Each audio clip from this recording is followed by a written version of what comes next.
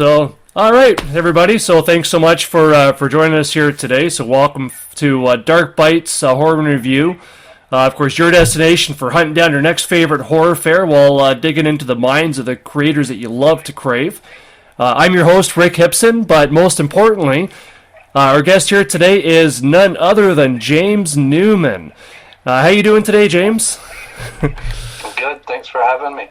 Good. I'm trying not to fanboy here too much. This is pretty awesome, man. We've I know been kind of crossing paths and communicating for God, I don't know when, since I first started cutting my teeth on this whole genre horror journalism journey that I've been on for like last 20 years. So you and I have actually kind of, I guess, known each other for so long that I think the first time that we ever did any kind of official interviewing was back in the old school days of Yahoo. I think we actually did our first interview through Yahoo Chat, if I'm not mistaken. Oh yeah. So long ago that I barely remember it. I know, and it was funny. I do remember it, but yeah, we've been buddies for a while. Yeah, a little while. And this is so cool to finally be able to actually.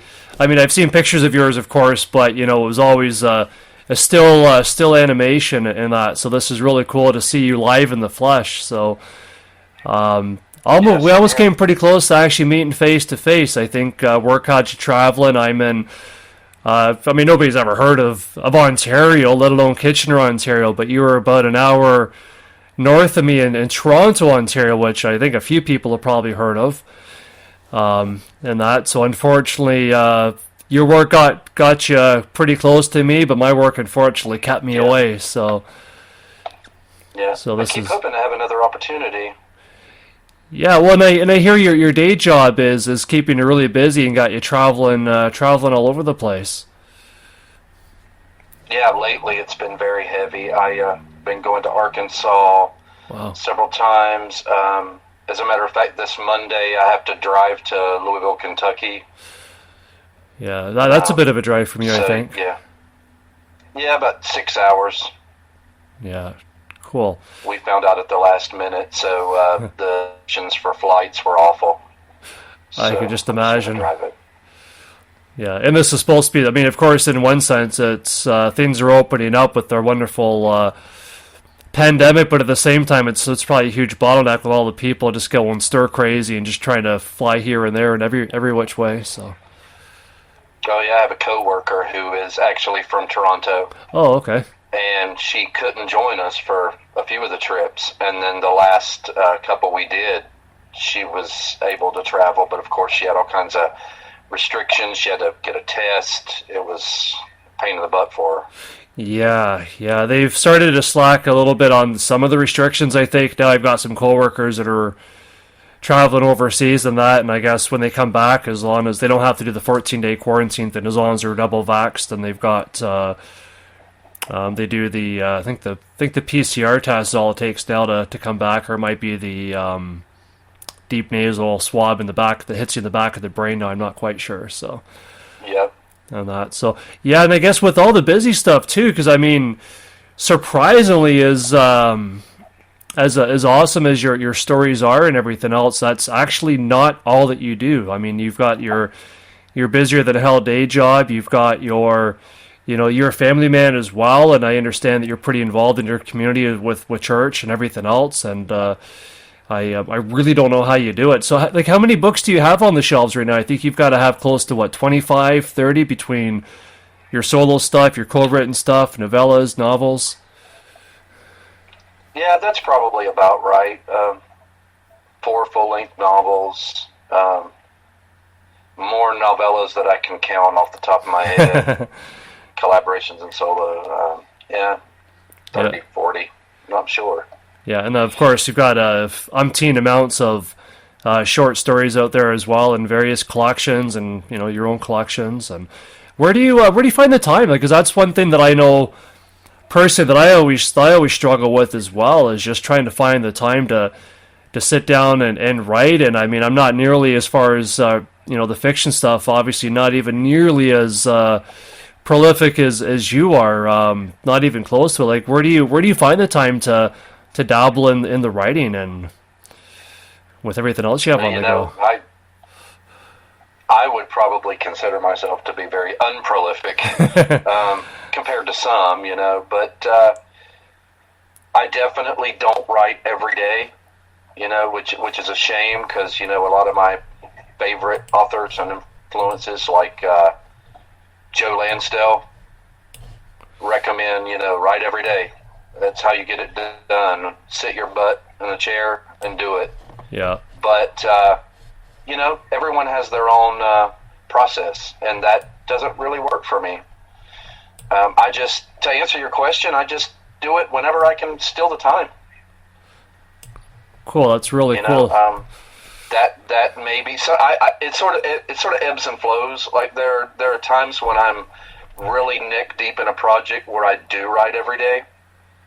But then there may be several weeks where I'm just doing research and notes and I'm not actually writing. Or the day job has got me covered up and the last thing I want to do is sit down in front of a computer after doing it all day, Right. But just stealing the time whenever I can. That's the best answer to that question. That's the short answer. And it's interesting too that you mentioned about that you do some research. I mean, a lot of people out there, certainly that maybe haven't delved into too many of the creative minds, just think that 100% of everything comes right out of your own minds, that you're kind of sitting in the basement and there's like these thunderclouds overhead that strike lightning and put all these ideas and visions, if you will, into your head, and you're just simply there to channel all that stuff. But of course, there is some research that comes into it. I mean, oddly enough, one of the books that's right behind me here, of course, is this fun little bad boy here, Night of the Living Dead, which I absolutely love it that you wrote, co-wrote with James Fuchs. There's a scene in there. I mean, certainly a big portion of the book takes place in a morgue, and I love the fact. I mean, it's cool too that you mentioned Joe Lansdale. I don't know if this is a Southern thing. To be honest with you, I kind of expect you to have more of a Southern twang, and that you don't. I'm a little disappointed, James. But you definitely have that. I'm actually surprised to hear that you don't think I do. Not too much, not yet. Maybe it'll, as we get going here, I'll pick it up with different phrases or words in that, but not as much as I would have expected. So, wow. It's interesting. So, and I mean, of course, a lot of people expect me to talk all funny, like, because, and I probably do a little bit, because I'm up here in Mooseland and Beaverville in Canada. But I know with the Southern thing that you definitely do have to a T in reading your work is you've got this real knack for storytelling that, makes me feel like I'm in the same room that you're describing in that, and to kind of, I guess, make my rambling point about the book here is that when you're talking about the mortuary, I mean, I saw everything. I was cold. I felt all the stainless steel emotionless stuff. I felt everything about the mortuary, or the morgue rather, like I was in there. Was that something that you researched as well? I mean, did you actually visit a morgue and check things out, or what was your research behind that particular one? No, that's a great question. No, definitely didn't visit one, although I would find that very interesting to do that. Yeah. That one's going back a little while, several years, so I don't remember specific details, but I do know that I had a buddy who was in medical school, and there for a while he was assistant to our county medical examiner. So he would have some great stories about the things that he had seen, which as a matter of fact led to him not doing it anymore because he had nightmares, and he said that you see stuff that stays with you that you can never unsee, like, for example, when children are involved. So he wasn't too crazy about the job. He did it very briefly, but he had some great stories, and I probably spent a lot of time with him getting some of those details down.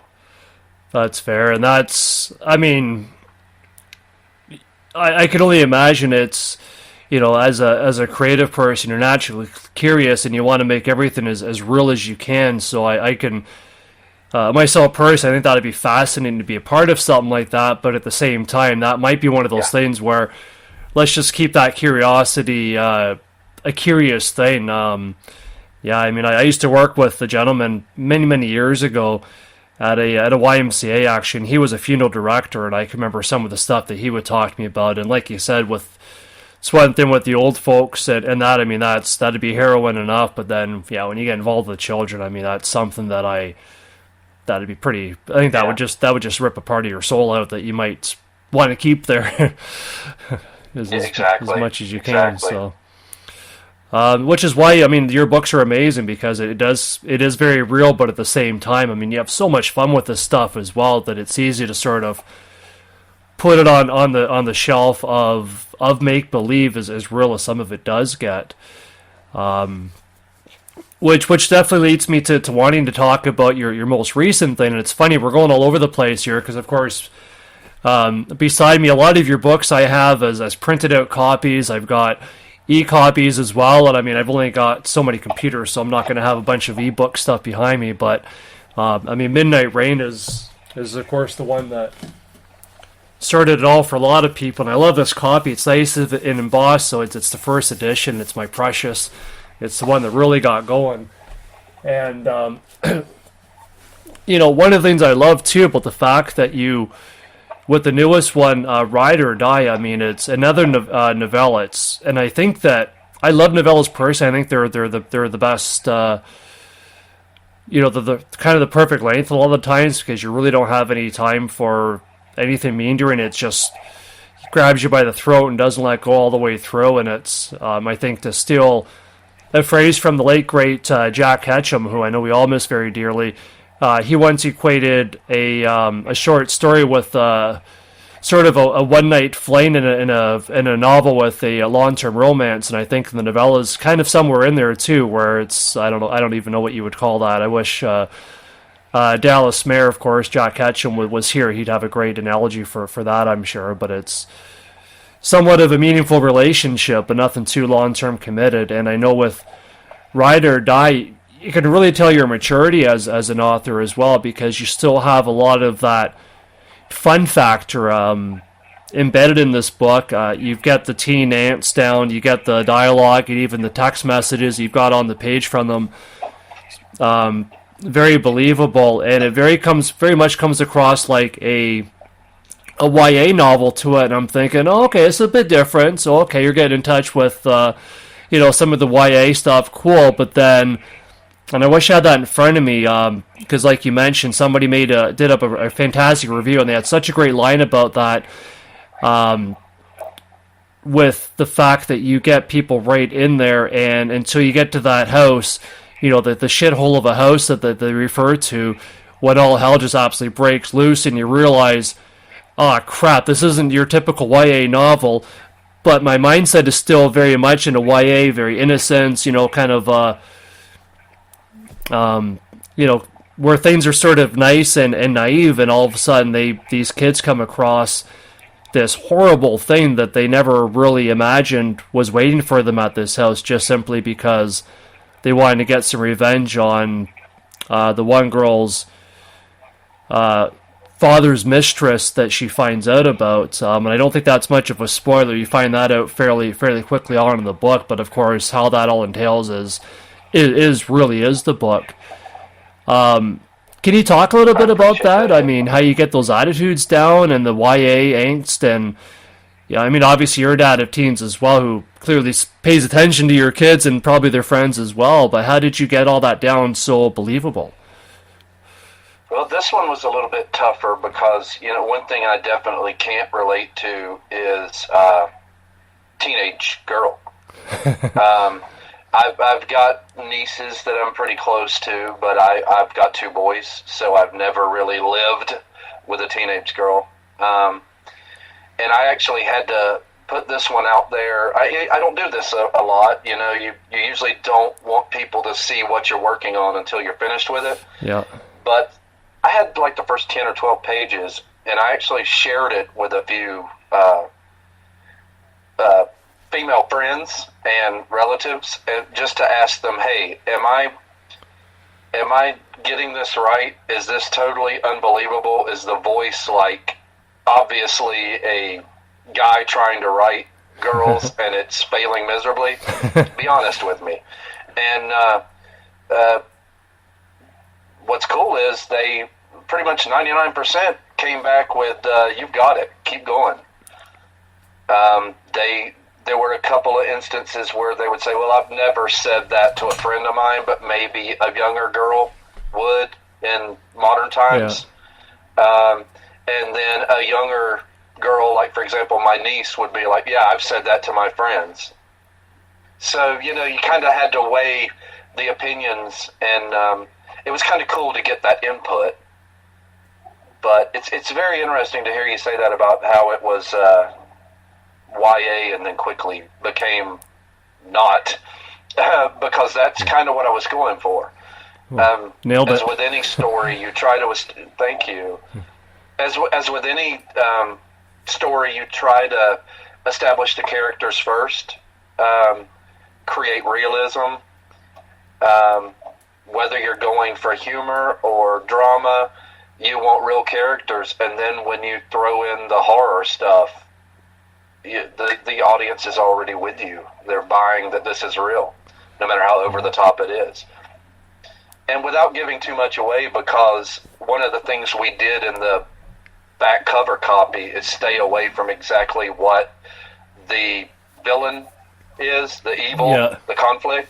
I wanted to mention to you and to those who have read it, you might find it interesting that the villain in the story, villains, were very much influenced by someone from your neck of the woods. I'm not sure if you are familiar with who I'm talking about. From St. Catharines? Yeah, but they're mentioned at one point in the book, yeah. Okay, I just got a shiver there, actually. Oh, sorry, go ahead.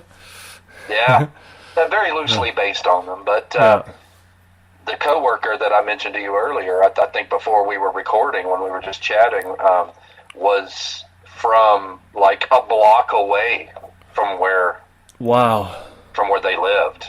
So I actually named the street that the bad guy lives on after her. Okay, I didn't pick up on that. Anyway, wow, that's very interesting. Yeah, okay. Yeah. Do you think that'd be too much of a spoiler for everybody watching? Oh, sorry? I don't know. I mean, I guess in a way, because you don't really know what the evil is. Like, what do they run into? I think so. I think you're right. Yeah. Yeah. And I mean, obviously going to know from the back cover copy that there's something not quite right about the mistress. Yeah. But you don't really know, like, how far that goes, Yeah, and there's a particular scene in there as well that I thought that really screamed out to me of, and that's exactly who I thought of as well, where there is a very voyeuristic aspect to it as well that they wanted to, but obviously they didn't exactly want the world to see. They wanted to keep it voyeuristic, but on their terms and their privacy, where they felt safest and anonymous as they could, sort of. And I thought those people that you're talking about was definitely reached out to me as far as that. And I was going to ask you if there was a certain kind of influence too, because again, like, the realism was just amazing. And I did find, I honestly, at first, I kind of thought, well, ride or die, okay, I guess these kids are going to get into a car and go on a joyride somewhere and through the backwoods or something, and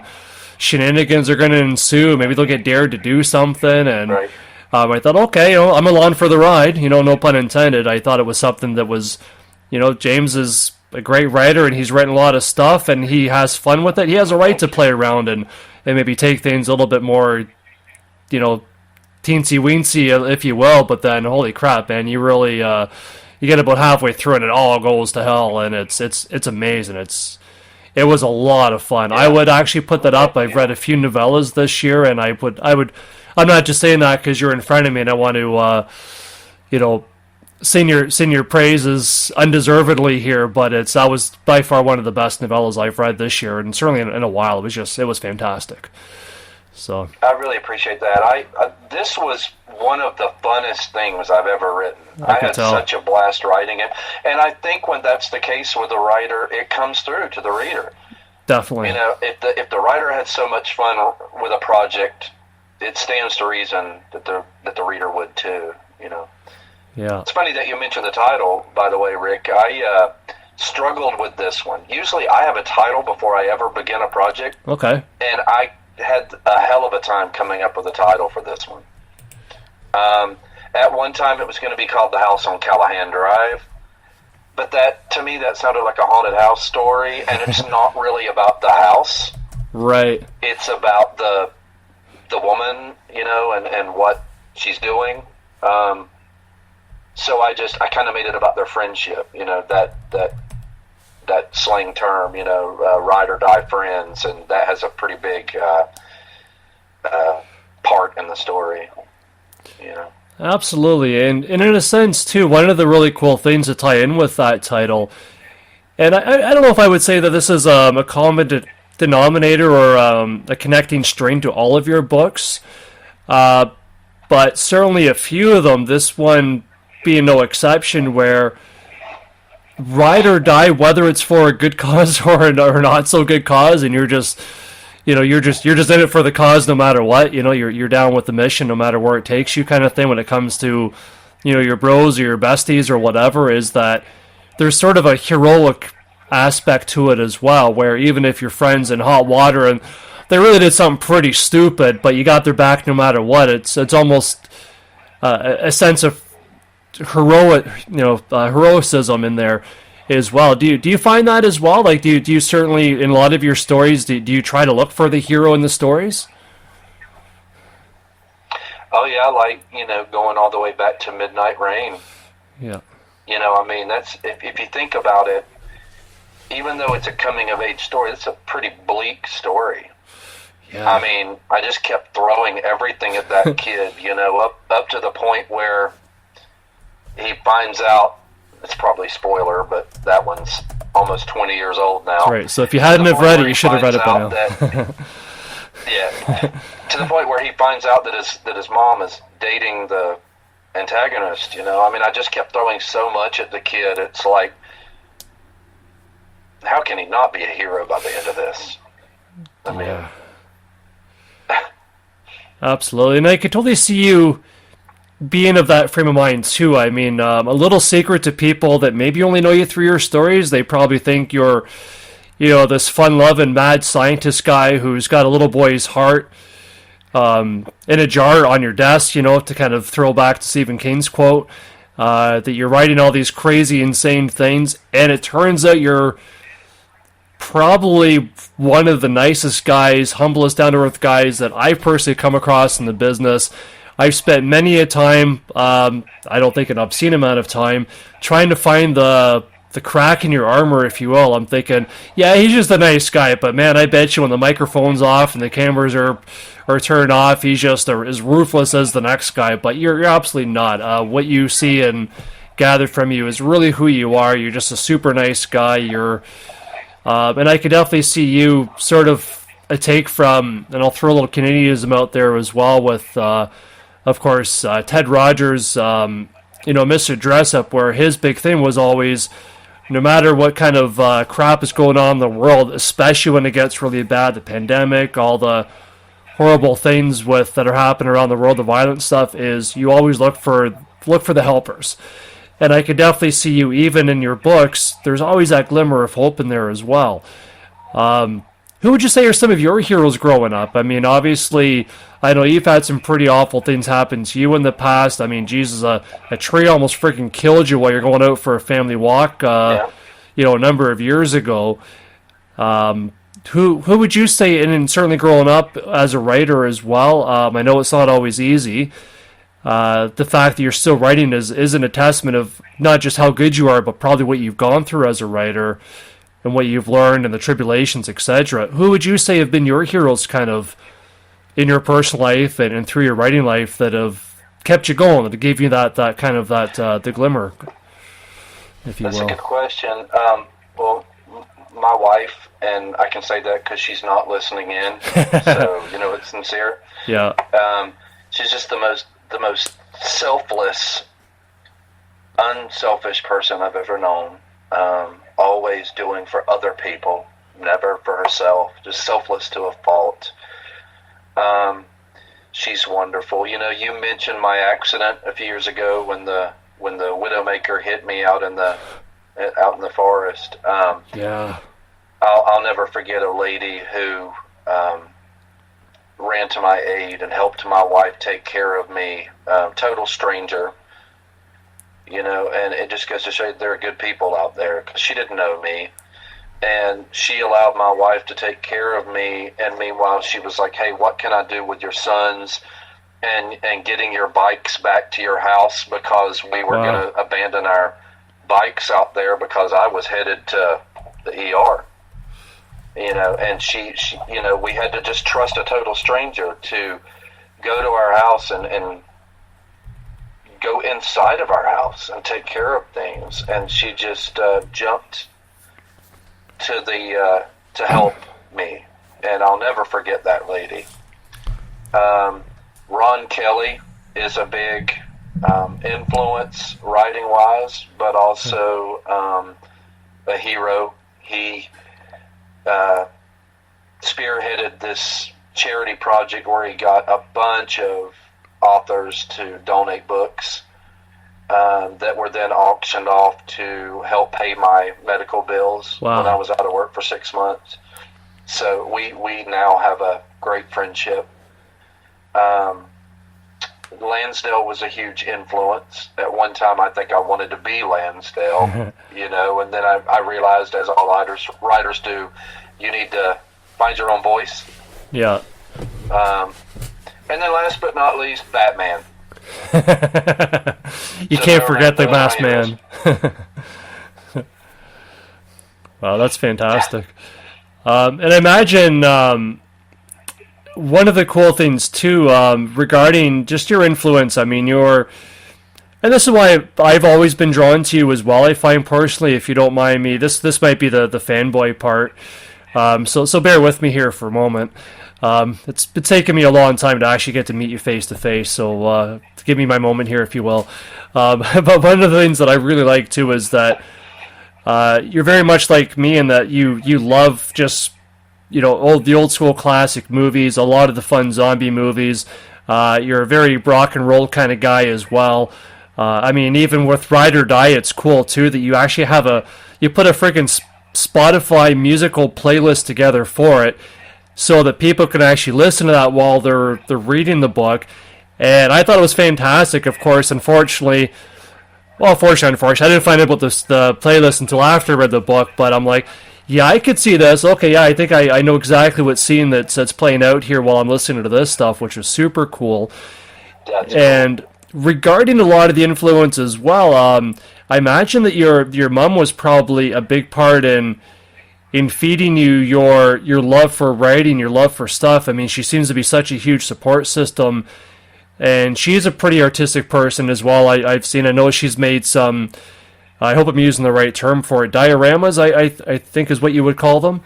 I know for the Midnight Rain, she actually built a scene together, and it was phenomenal. Do you happen to have that around at all? Like, is that near you that you could show that off? Sorry if I'm putting you on the spot here. Unfortunately, I don't. Okay. Yeah, unfortunately I don't. I ran out of room in my office. I want to bring it up here, but I have it downstairs at like our little workout area. Oh, okay. Our gym. But it really needs to be up here in my office. It's so cool. Yeah, that thing's so cool. Is she going to do something? She nailed it down to the tiniest detail. Yeah, and I mean, it's pretty cool. So I think, can people still see that if they followed you on Facebook? I think you've got that in one of your many photos on Facebook. Oh yeah, I've definitely shown it off in my photos before. Cool, and that's worth anybody that's watching this right now. If you've met Midnight Rain, or you've got it, it's on your TBR. First of all, read it. What's wrong with you? Second of all, it's certainly worth hunting down that picture too. So, hopefully I'm not creating a bunch of creepers out. I've been going through every single picture you ever put on Facebook, but it's worth digging around for though. It's pretty awesome. So, what are speaking of which, like, so what are some of the first horror books that you can remember, or the horror movies and books that you can remember coming across and loving that stayed with you today, that might have even influenced some of your your fun factor of a lot of stuff you write? You got some great questions. Yeah, you're welcome for putting you on the spot. The very first adult horror novel that I ever read was The House Next Door by Anne Rivers Siddons. Okay. And I've read that several times since. It's a favorite. Very first Stephen King book I ever read was Salem's Lot. Nice. But I think what really made me who I am today, as far as when I was very young, were the Scary Stories to Tell in the Dark books. Okay. I loved the stories, but just as much I loved Stephen Gimmel's artwork. I mean, I don't know if you're familiar, Rick, but the illustrations in those books are pure nightmare fuel. Yeah, I found after the movie came out, I looked it up. They're great. Yeah. Yeah, he had a very weird stringy style. Everything is very sinewy, and it's just so creepy. No one's ever done anything like that since. So those are some illustrations. Yeah. Those are some influences as far as fiction. Movies. I've told this story so many times, but I love to tell it, so people are just going to have to hear it one more time. When I was all of 4 years old, my dad took me to see The Incredible Melting Man. Nice. At the theater. I don't know why, because that movie is filled with sex and violence. But I think ever since then I was hooked. A year or two later, I was 5, I guess. My parents took my sister and I to see the original Halloween in the theater. And I remember being scared and begging to go home, peeking over the back seat. And then my mom would turn to my dad and say, "This was a bad idea. We need to leave." And then I would be like, no, I want to see more. So even at that age, I knew, I was simultaneously repulsed and obsessed with this stuff. Yeah. I remember Dark Night of the Scarecrow on TV when I was, 10 or so, and just, those movies that you remember that made you who you are. 100%. The Exorcist, an edited for TV version when I was 10 or 11, that somehow scared me more in the scenes when she was in the hospital getting poked and prodded with needles. Yeah. More so than the head spinning and the vomiting. It's odd, but I can remember being more horrified by those scenes than the supernatural stuff. Sure. Yeah, back then, needles themselves, were the worst things ever. Yeah. So, and of course, now they've got the stuff that made me who I am. Awesome. And I'm sure you've seen the director's cut now, where especially that one Mrs. Scene is just, she's crawling down sort of inside out down the stairs like a friggin' spider, and there's just something that's just, I'm not afraid of spiders, yep. But man, that one just gave me the EBGBs. It was fantastic. Yeah, I just watched that again a couple of weeks ago. Oh, okay. A little bit more than a couple of weeks ago, a few days before Halloween. Perfect. Yeah, it's such a good movie. So, and especially the director's cut. It's great that they're coming up with a lot more of that kind of stuff now, and that's one of the things I love about having these conversations with guys like you too, because I've always been that nerd. A lot of times I'll, want to watch the special features of a movie before I even watch the movie, just to see, okay, how do they do it, and kind of go from the inside out sort of thing. So, yeah. And I guess, I suppose in a way I kind of segued myself to the next thing I really want to talk to you about too, speaking of it, kind of flipping things inside out a bit, is going back as well to what a really nice guy you are, very humble, down-to-earth guy who writes, absolute nightmare fuel so convincingly. Do you find that, because I know especially as you're older. I know myself, when you've got young kids and you read a scene about things that happen to young kids, it just, unless you've got them, you just don't understand. I find everything takes on a whole new meaning and a whole new impact for you. Do you find, and I'm sure that you've certainly been asked this question before, I don't think it's an original question, but I haven't asked you this, and for people that are just checking in now to see what's, what James Newman is made of here, they're just finding out about you for the first time. Do you find that there's some scenes that you've written, certainly with Ride or Die and other stuff like it, that you've had to sort of check your own moral compass about that? Again, certainly with your demeanor as one of the nicest guys on earth, or do you find that when you're writing scenes that are of particular horrific nature, certainly involving kids and such, that it's just sort of business as usual, where you're like, all right, I'm just going to get through the scene, no big deal, I'm still the same guy, do it for the story, okay, done that scene, move on to the next one? Or, I mean, do you need to go hug your kids after? Do you need a hug from your wife after and being told that everything's going to be all right again? Or how do you find your processes through those particularly gruesome scenes? I do tend to hug my kids after. Yeah. I read somewhere that Stephen King said he would write about bad things happening to kids because if you imagine the worst, it wouldn't happen to your kids. Yeah. And I can totally relate to that. I feel that. It makes sense, right? As a parent. Right. Probably the only thing I've ever written that I hesitated with and had a difficult time with was Odd Man Out. And that might have been more the tone of the whole thing than anything specific that happens to the main character. I found myself about halfway through that book knowing what was coming and just questioning myself a lot, where I normally don't question myself on content, more on do I have what it takes to pull this off. But I just, as far as the tone went with Odd Man Out, I kept wondering, is this just too bleak? There is absolutely nothing uplifting about this. It's going to end bad. It's depressing. It's horrible, the things that people will do to each other. You mentioned Jack Ketchum.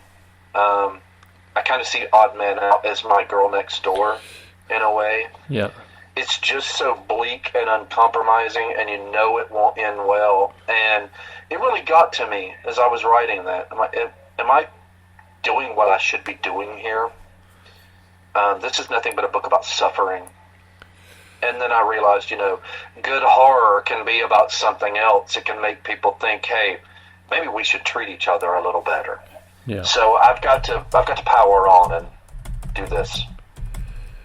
Awesome, and that's one book that I have not read of yours that I need to pick that one up, because that's a shorter one as well, I believe, right? That's a novella about 150 words or so, or 150 pages or so. It's probably about the same length as Ride or Die, maybe a little longer. Okay. So yeah, I definitely need to check that one out as well. Yeah.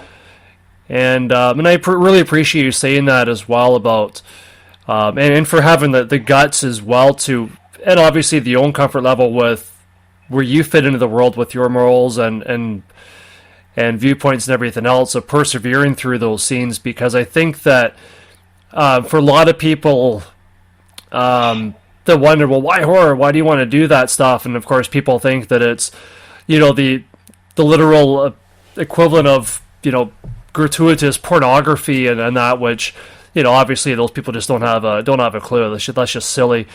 But I know one of the things that I love about horror that you really touched on there, James, is that you can really learn a lot from it, because you're given this safety net, you're given this world that you can really explore these horrible things to wonder, how do I feel about that? Or how would I react about that? Or, God forbid, I see somebody else going through this. How would that affect them? How would that affect me from looking on it from the outside?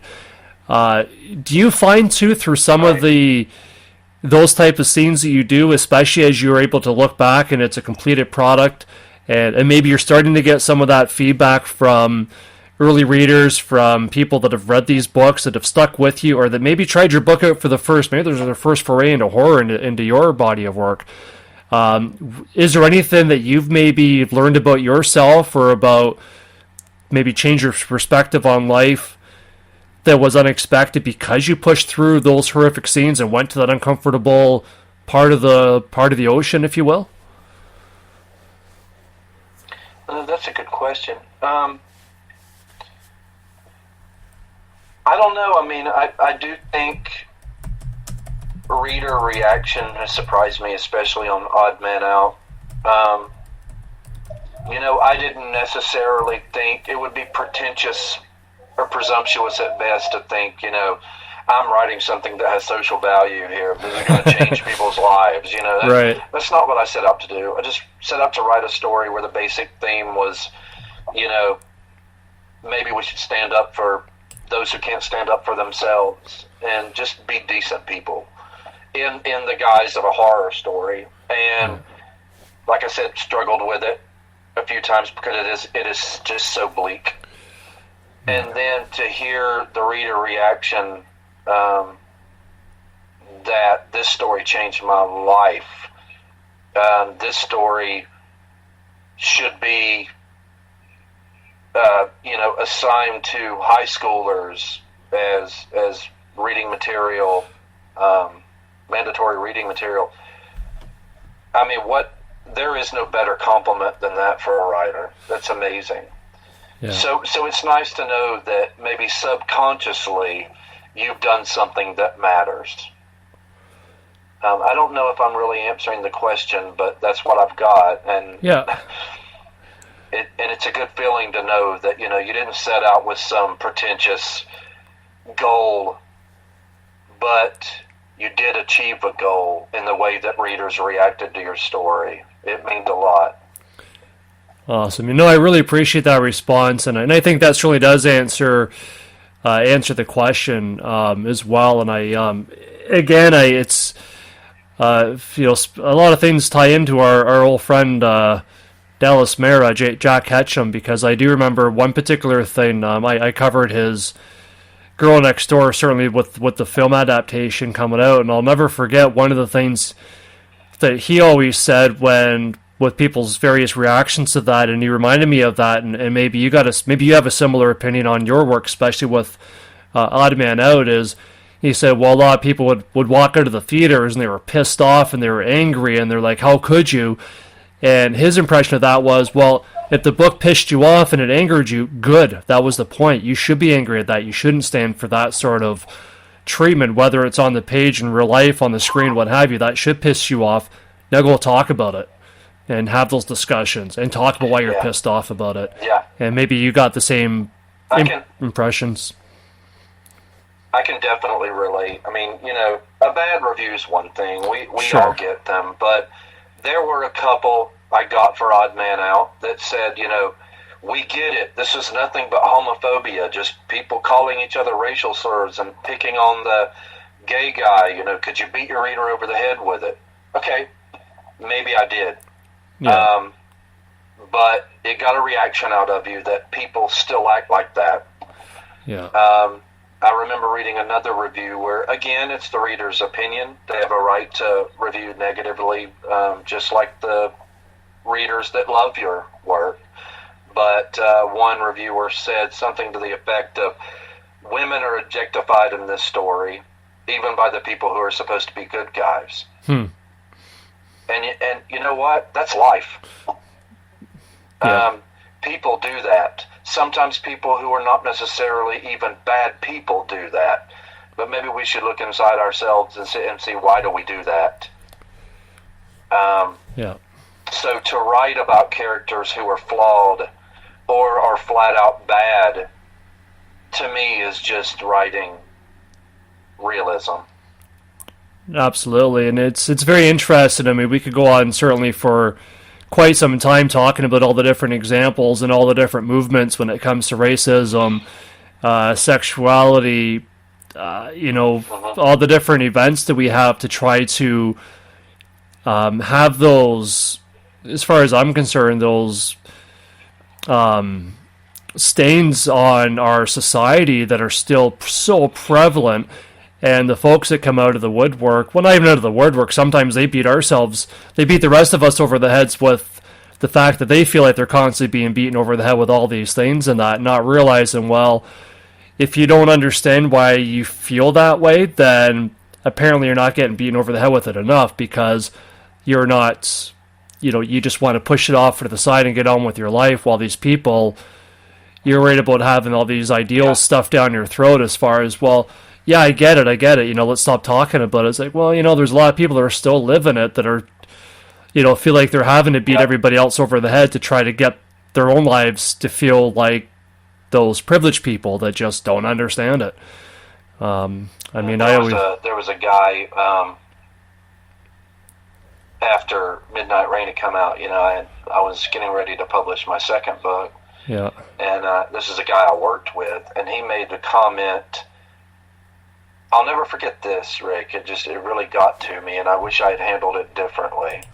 He said, "Well, I'm looking forward to your next book, but I sure do. I hope that it's less racist than the last one." Oh my goodness. And I wish that I had allowed that to open up a dialogue between us instead of just shrugging it off, because I'm not sure if he meant your book was racist because the villain was racist. Yeah. Which, in my opinion, when people take that opinion of writers who are writing bad characters must feel the same way as their bad guys. Right. To me, that's just stupid. And there's not too much that you can say to someone who feels that way. Yeah. Because it was obviously the bad guy. Come on. Right. But then if he meant it the other way, which was, as you said a minute ago, you're beating me over the head with this, the racism, I don't want to hear it. Well, maybe I should have taken that as an opportunity to talk to the guy. And why does it bother you to hear about these things? Would you rather just ignore them because you think these things don't exist, or you're okay with these things? Yeah. Because I think a lot of people who say they're being beaten over the head with these things just think, quit your complaining, quit rocking the boat. Well, maybe we should rock the boat, because why are you okay with that? Absolutely. So, years later, I wish I had handled that whole conversation differently and not just shrugged it off and asked him, "Tell me what you mean." Yeah, no, I understand that. I'd It's like such a to shock. know more about what you mean by that, Yeah, it's it's one of those things, because it probably angered you because you are such an advocate for equality and exploring those aspects of our society and humanity in a lot of your work, that it's clearly very important to you, that I imagine, and you being, the humble, nice guy that you are, maybe it's just as well, that you chucked yourself. I mean, this person's probably going to go on living the way they are, but I understand where you're coming from with wishing you'd had the conversation with them. But I'm sure it was such a shock to you. Your initial thing was, WTF, and how do I collect my thoughts without coming across like I really wanted to say to this person, because you're angry, and and that would have just maybe fueled him. Maybe it was the right thing to do. Maybe if you said what was automatically on your mind, it's, he might have said, "Yeah, see, I knew he was just an angry person." Yeah. He writes angry characters, and I'm. Yeah. Who knows, right? So yeah, it's because a tough call. In the same on the same topic, I have had marginalized readers who have read my stuff, like Midnight Rain, like Odd Man Out, and there was a little bit of it in Ride or Die, who, those books are, I don't want to say packed with racial or homophobic slurs. Midnight Rain probably was. Yeah. Odd Man Out was. And in Ride or Die, I think there's a slur used once because there's a gay character in the story. Yeah. But I have had marginalized readers read those stories and tell me there wasn't a damn thing wrong with that story because people use those words. Yeah. And, as hurtful as they are, you've got to have realism in your stories and not tiptoe around it.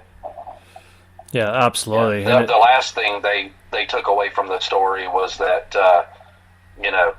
James is a racist homophobe. Which couldn't be further from the truth. I've known you too long to know that. So, man. And regarding frustrating as well, I guess, is sort of, I go on to the next question that I had for you is, I mean, obviously it's very frustrating getting those kind of reactions when, I mean, at least you're getting people talking about it. I mean, and you just hope that they would take the moment to, maybe when they're alone or something with their own thoughts, so they can go back and maybe explore how they really feel, or why they feel the way they do about some of those topics. Right. When you're writing those books, or even just in books in general, and maybe even some of your short stories in that, is there anything that you would find that you found was particularly challenging or frustrating, that you wanted to get across a certain viewpoint, a certain experience, a certain emotion in your stories, and for one reason or another it just wasn't working, and maybe there's something that you thought was going to sort of, you know, die in the oven, so to speak, before it actually came to completion and got published? I mean, I know you've got lots of trunk stories. Everybody who's a writer has some of those, right. But as far as the stuff that people might even find unexpected. That's about the only way I could answer that, is just, no, not really, because if that was the case, you know, you never saw those stories. They were never finished. Gotcha. Yeah, no, that's totally fair on that regard. I was just going to ask you another question about that, but I totally brain farted. So hopefully that'll come back to me a little bit later regarding that. Oh, that's what I was going to ask you regarding the limited time that you do for writing. Are you? I hate the word pantser. It makes me sound like somebody's pulling their pants down and trying to write that way. That just sounds wrong. But a lot of people use the word pantser, where you just kind of go for it. Would you call yourself I'm going to use the word spontaneous. Are you more of a spontaneous writer, or do you find that you have to outline things because you've got such a limited scatter time to get the writing in? Probably somewhere in the middle. Yeah. And I hate the term pantser too, by the way. Thank you. It's just weird. Yeah. But yeah, somewhere in the middle. Like, I don't write a hard, set in stone outline. I'll have a very loose list of scenes that I think need to happen in this order. So in a way, I guess that's sort of an outline, but it's so loose and fluid that things can be flip-flopped around, and it's a little bit more simultaneous. But I have to have some kind of roadmap, because I'm terrified of the thought of writing 300 pages and finding that I painted myself into a corner. Gotcha. So yeah, just a loose list of scenes, a very loose outline, I guess. Kind of like signpost sort of thing, where it's like you kind of want to get here, but how you get there is up in the air. Yeah, exactly. Okay. James, too, I really appreciate your time, by the way, and I hope that are we okay for time? Enough time for a couple more questions? I'm fine. Much appreciated. I really appreciate this time. A couple of the questions that I had then. So I know regarding, on topic of approach, like you said, you mostly have written novellas. You've got a lot of work that you've co-written with other people. I know you joked around before about, people are going to start thinking, well, James can't write on his own. And I mean, it's great that you've got that collaboration and that you're able to work well with others. Like you said, you've got some full-length novels.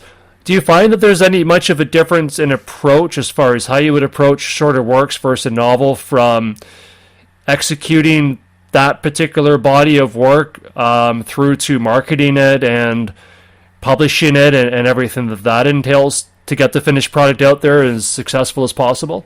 Is there much difference in approach? Yeah, not really. I mean, not really. You're going to limit yourself a little bit with novellas, but at this point in my career, I have enough publishers who are willing to look at what I have, no matter the length.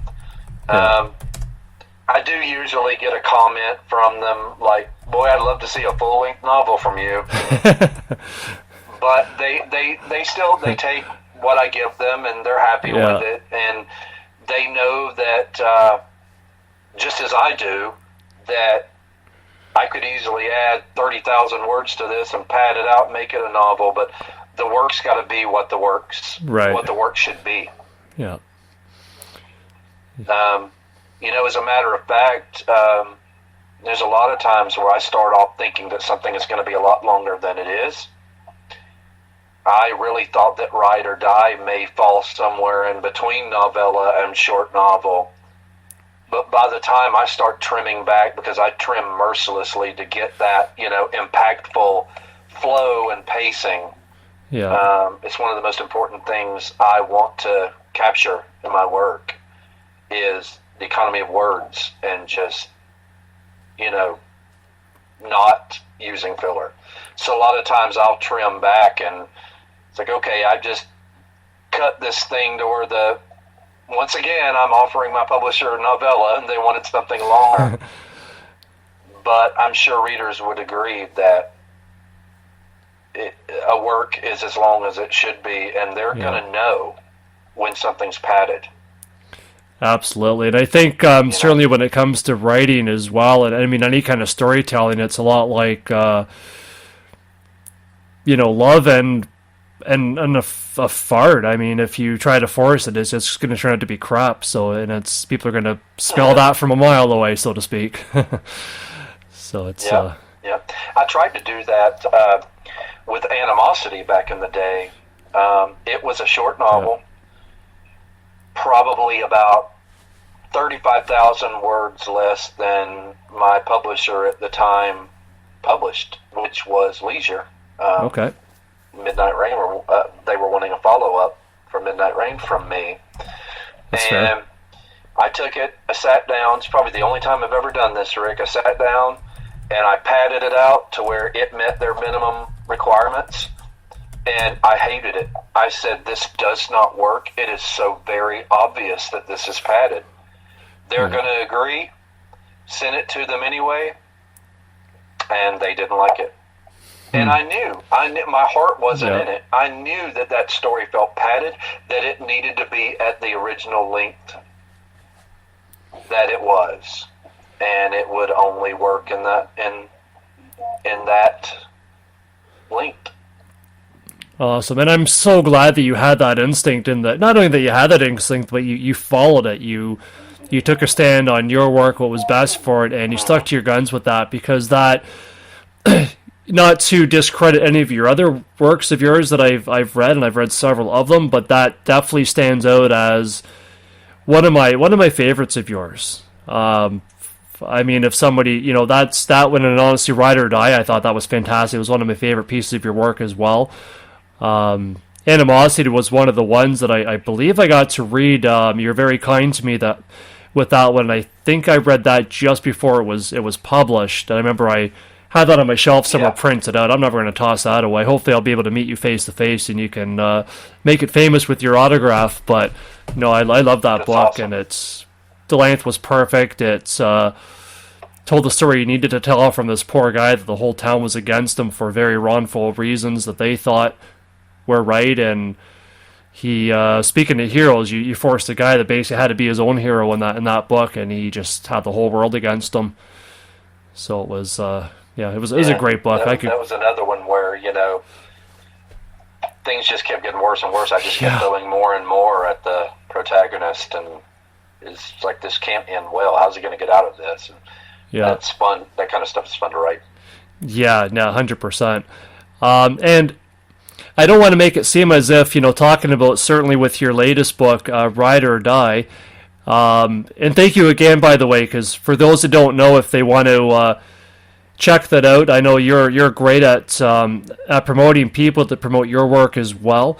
You've got lots of links that people do follow you on Facebook, and I would imagine Twitter as well. You've got links to various reviews. I think it was the most recent one. It was a great review as well, with that line that I just can't think of right now.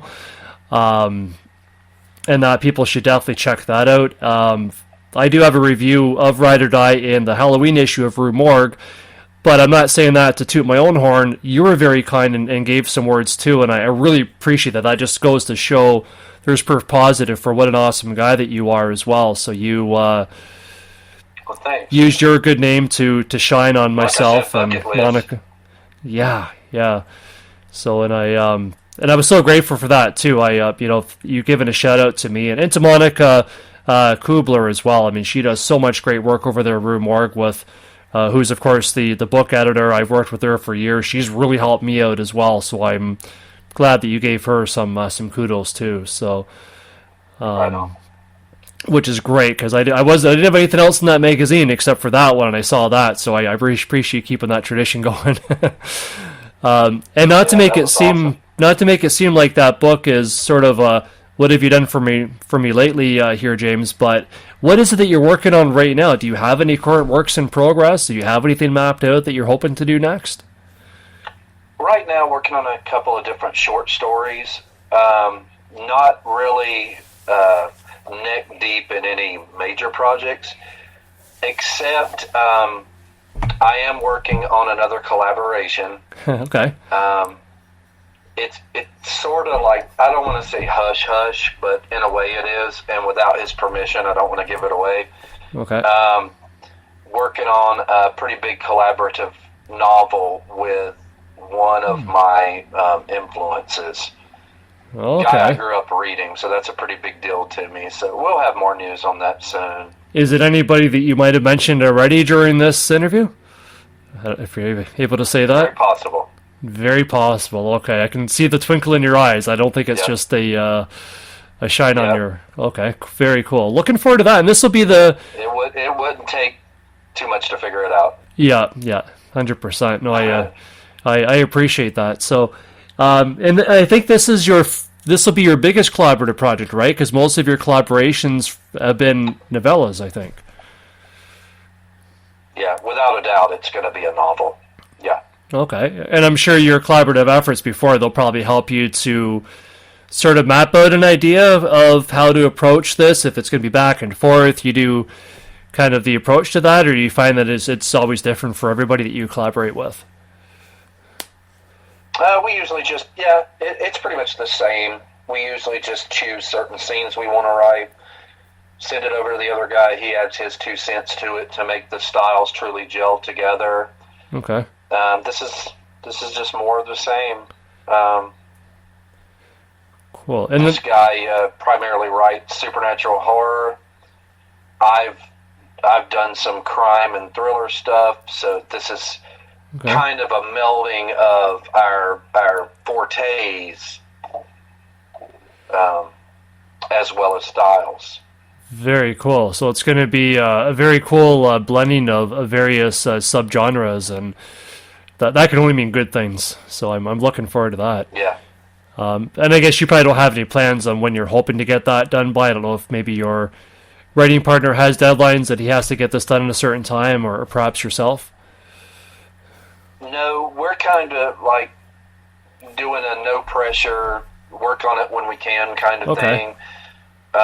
That said, we had already knocked out probably as much as 20% of it the first couple okay. months we started working on it. Now things have kind of slowed down with my day job schedule, Yeah. and he has a bunch of other deadlines. So we're just taking it as we have time to work on it, but we already have a big chunk of it done. And going back to the Panther plotting question, it's Yeah. all plotted out. So it's gonna go really smoothly. Very I cool. can't imagine that readers wouldn't see it within a year, Okay. but I hate to make any promises. Absolutely. Do you have a publisher selected for that? We do. Okay. We do. I probably shouldn't really say yet, but we have someone who's waiting on it with bated breath. Like the rest of us will be, and any of your fans that have read your work Thanks. listening to this, I have no doubt that they'll be doing the exact same thing as well. Appreciate So that. just going to wipe the drill off of me here. So one final question, then to kind of wrap things up, James. And again, thanks so much for all of your time here. So what? And I kind of touched on this a little bit already, but where's the best way to get more Newman? Is there a one-stop shop to kind of find out your writing progress, find out what you're doing day-to-day life, make sure that you're keeping safe and happy and writing on? Probably Facebook. I spend too much time on Facebook. Don't we all? Twitter, but Okay. I use that less than Facebook. Cool. I had a website, but I so rarely updated it that I let the jamesnewman.com domain expire. Yeah. So I would just say the best answer to that is Facebook. I'm always on Facebook. If people want to reach out to me, they usually get an answer within minutes, as you know. Yeah, no, you're fantastic getting back to. I love that. And I should probably point out, if you don't mind me saying this, that if anybody does a Google search for you, because I know you can read a list of your books on Goodreads, things like that, it's very important if you're putting in James Newman into the search field, put James Newman author, because they might start to think that you're some sort of, you moonlight as an athlete. I think there's some football guy out there named James Newman as well. I think I've come across some mathematician guy too. I know you're a pretty smart guy, but that's not you. And I have never entered my singing talents in a Eurovision contest. There's that guy. That guy too. You're everywhere.